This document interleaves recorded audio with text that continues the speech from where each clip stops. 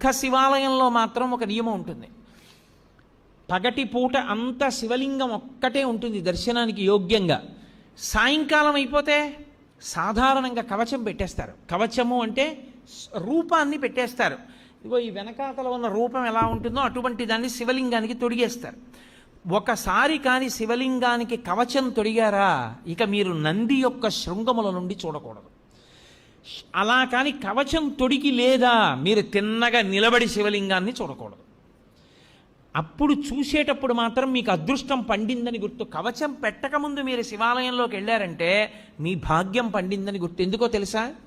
ఈ సమస్త ప్రపంచమునందు కేళి చేసే శివస్వరూపం దర్శనం అవ్వాలంటే నందీశ్వరుడికి ఆయన ఇలా ఉంటే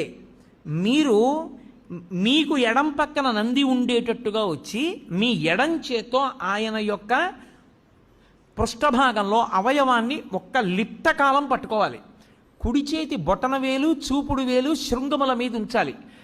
ఉంచి వృషస్య వృషణం స్పృష్ట్వా శృంగమధ్యే శివాలయం దృష్ట్వా క్షణం నరోయాతి కైలాసే శివదర్శనం. ఇలా పెట్టి తర్వాత ఎడం చేత్తో పట్టుకుని ఒక్కసారి ఇలా నొక్కి వదిలేయాలి. అలా నొక్కి వదిలినప్పుడు ఆయన ఊపిరి అని ఆగుతుంది. ఆయన ఊపిరిలో సయ్యాటలాడుతూ ఉంటాడు ఊయలలో శివుడు. ఆ ఊయల